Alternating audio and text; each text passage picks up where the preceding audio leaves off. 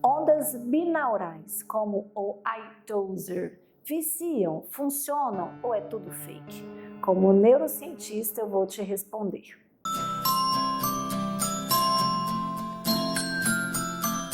Bora brincar! Sites têm feito propagandas com esses tais de áudios de ondas binaurais que devem ser escutados com fones de ouvido para obtenção de experiências diferentes. Eles falam que é uma técnica para melhorar o humor, a inteligência, a memória, o prazer e para aquelas nomeadas nos sites experiências recreativas. Muitos pais estão hoje então com dúvidas em relação a essa questão, se vicia, se não vicia, se pode, se não pode.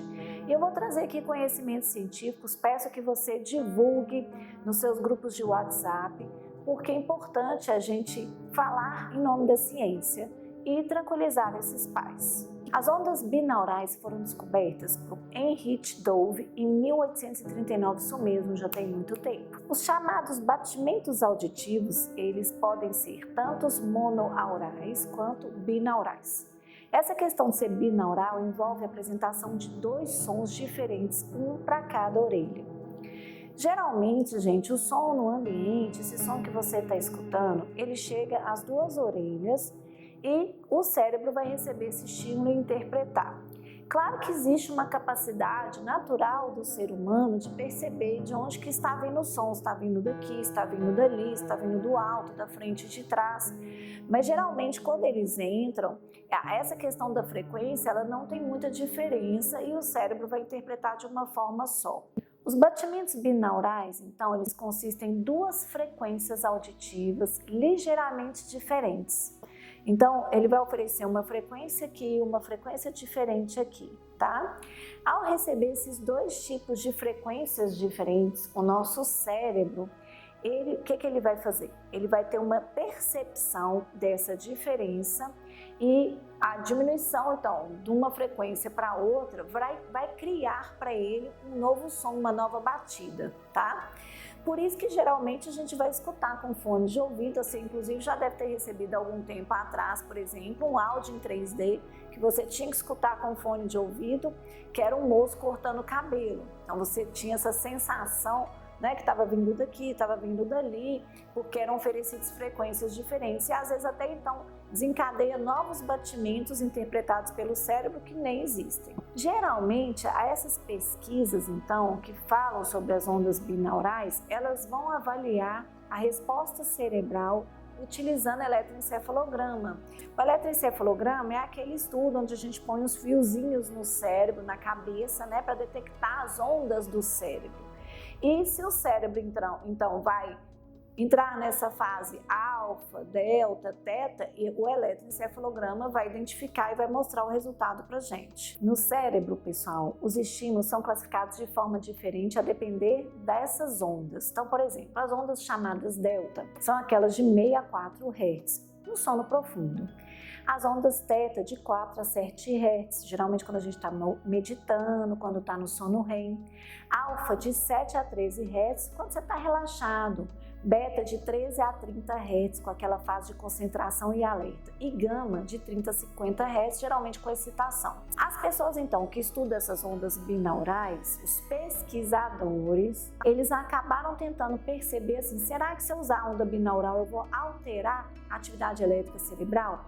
O que é detectado, por exemplo, por eletroencefalograma? Será que uma diferença de frequência entre as duas orelhas de 40 Hz, por exemplo, pode melhorar a inteligência? Então, vários estudos vêm sendo realizados medindo através de eletroencefalograma, aqueles fiozinhos que a gente coloca e detecta essa atividade elétrica cerebral, junto também, por exemplo, com frequência cardíaca e outros dados. Eles acabaram concluindo que a mudança que tinha lá, que era detectada discretamente no cérebro, era apenas relacionada à percepção auditiva da localização do som, mas não encontrou diferença significativa, ou seja, estatisticamente significativa, entre essas sessões binaurais para atingir, por exemplo, ativações cerebrais que seriam importantes para algum aprendizado, algum tipo de relaxamento. Nesse outro estudo, eles analisaram os efeitos dessa estimulação binaural com medidas psicofisiológicas também. Então, por exemplo, eles fizeram o estudo avaliando o eletroencefalograma, a frequência cardíaca, a condutância da pele. E aí, qual foi a conclusão? Para qualquer frequência de batimento que eles utilizaram, dentro dessa estimulação binaural, eles não observaram nenhuma alteração significativa nessas medidas, por exemplo, de frequência cardíaca.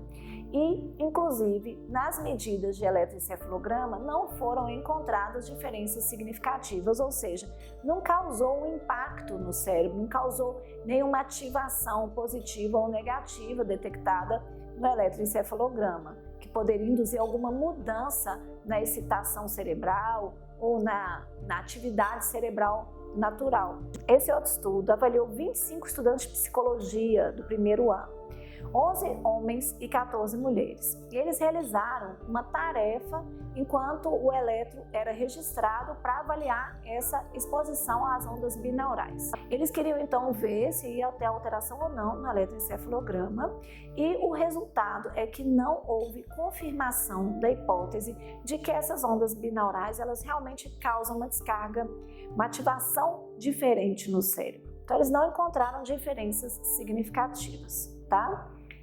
Eu vou trazer aqui também um estudo de meta-análise, que é o topo do estudo. Esse estudo ele envolveu 22 artigos científicos. Claro que eles escolhem os artigos que eles querem incluir.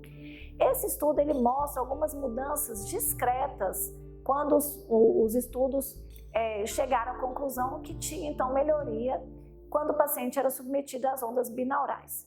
Então eles misturaram lá e viram, por exemplo, fizeram uma tarefa de memória, né, uma tarefa de trabalho visoespacial, para ver se a pessoa melhorou na precisão da resposta ou não, a questão da cognição da inteligência, a questão de relaxamento, a questão de dor, né? Então muitos resultados são discrepantes, assim, porque cada um vai estudar uma coisa, mas eles viram sim uma certa diferença quando eles concluíram a soma desses estudos, que teve uma diferença discreta, ok? Então, esse estudo aqui mostra uma diferença, mas não é nada significativo. Então, não tem nenhuma evidência científica robusta de que essas ondas binaurais, elas realmente impactam essa arquitetura cerebral. E, inclusive, não tem assim, mostrando que causam, por exemplo, vício.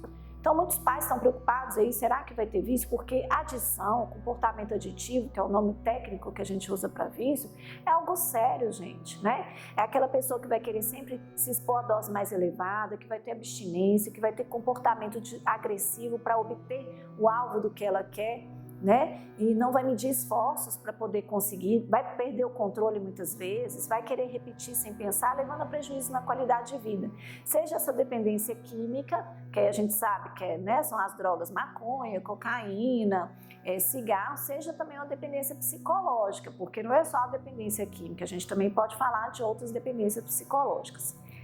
Então, assim, a primeira questão que a gente tem que pensar é, muitas vezes esses resultados das ondas binaurais, eles estão relacionados ao efeito placebo, quer dizer, a gente acredita que aquilo funciona e aí a gente passa realmente a ter uma sensação, porque o nosso cérebro ele também não diferencia muito a realidade da ficção. Então, se eu começo a imaginar uma coisa, ele vai desencadear atividade naquela área que eu estou imaginando. A segunda coisa, quando a gente está ouvindo isso, a gente acaba desligando também dos barulhos externos, dos estímulos externos, a gente concentra mais, então isso pode ter alguma efetividade, né? Então, a gente tem outros vieses, e por isso que a gente está falando de ciência, por isso que eu estou falando para você distribuir esse vídeo para outras pessoas, porque é interessante a gente ter uma capacidade reflexiva científica, baseada na arquitetura do cérebro e no funcionamento do cérebro. Agora a gente vai trazer aqui. Quando a gente fala que um adolescente, ou uma criança, ou uma pessoa está buscando muito, está com uma tendência a vício, tem algo por trás. Porque essa questão do vício ela é considerada um diagnóstico, segundo o Manual de Diagnóstico de Doenças, não é? Então, assim, o que está por trás de um adolescente que está buscando uma sensação de forma repetitiva? Tem algo por trás que precisa ser trabalhado. E por isso a gente precisa se conectar com os nossos filhos, a gente precisa ter um olhar diferenciado para as crianças e para os adolescentes, uma conversa, um diálogo aberto com eles, né? Porque se você busca muito isso, você vai perder? Vai. Você vai perder tempo que você pode estar gastando, pode estar investindo em outras coisas criativas, outras coisas positivas para a sua vida. Você vai estar gastando dinheiro, né? Você vai desviar a sua atenção e pode, inclusive, então, colocar a sua expectativa toda em algo que não tem comprovação científica. Então, fica aqui o alerta, tem outras coisas mais importantes que podem causar vício, inclusive tem outros vídeos falando, por exemplo, vício de videogame, vício de telas, né? E que as pessoas não estão tão preocupadas quando deveriam estar, porque cria esse circuito dopaminérgico no cérebro e causa vício, causa prejuízo. Ok? Então fica aí a dica dos nossos outros vídeos que estão aqui, o link para vocês acessarem. Então, essa conclusão é de que essas ondas binaurais, elas não têm evidência científica que vão viciar, que vão causar sensações como das drogas e que vão causar um impacto então negativo. Mais estudos precisam de ser realizados. Tudo que é inicial, claro, depois a gente pode chegar a uma conclusão. Inclusive, existem vários estudos sendo realizados hoje no mundo, estudos sérios, tá? E a gente tem que diferenciar a ciência dessa questão do marketing, da venda também, ok? Obrigada, vamos lá. Estudo com evidência científica, nossas crianças e nossos adolescentes agradecem. Bora brincar!